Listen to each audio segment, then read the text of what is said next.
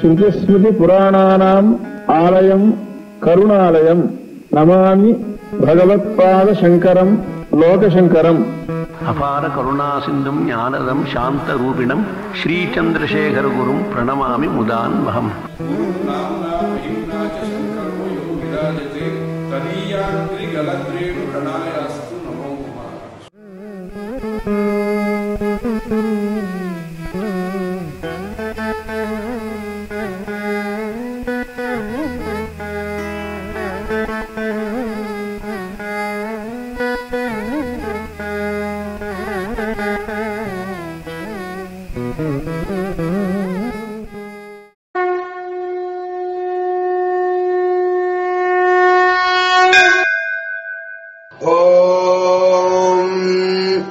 श्रीगुरुभ्यो नमः.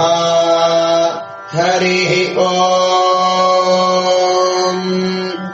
इवो नागोरिवृधस्वमेधाः श्वेतस्य शक्तिनिगितामभिश्रीः ते वायवे समनसोऽभितस्थुः विश्वे नरस्वपत्यानि चक्रुः तायेन यञ्जज्ञतो रोदसी उभे ताये देवी धिषनाथादिदेवम् अथा वायुर्नियुतः षष्ठत स्वाहा उत श्वेतम् वसुधिनिरेगे आवायो प्रयाभिः प्रवायुमच्छा बृहती मनीषा बृहद्रयिम् विश्ववारागोरथप्रा युदद्यामानियुतः पत्यमानः कविः कविमियक्षसि प्रयज्यो आनो नियुद्भिः शतिनीभिरध्वरम् सहस्रिणीभिरुपयाहि यज्ञम् पायो अस्मिन् हविषिमादयस्व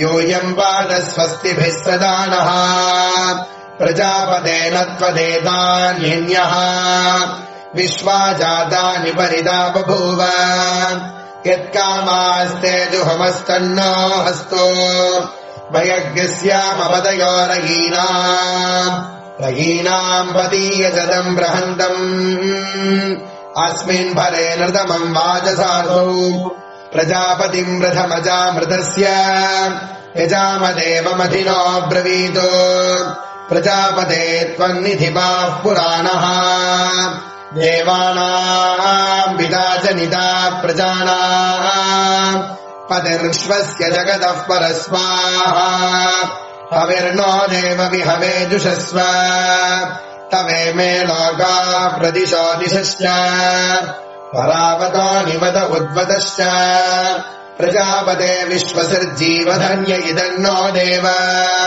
प्रतिहर्य हव्यम् प्रजापतिम् प्रथमै यज्ञियानाम् देवानामग्रे यजतै यजध्वम् स नो ददातु द्रविणगुम् सुवीर्यम् रायस्पोषम् विश्यतु नाभिमस्मे यो राय ईशे सददाय मुख्यः यः पशूनागोरक्षिताविष्ठितानाम् प्रजापतिः प्रथमजारदस्य. ओ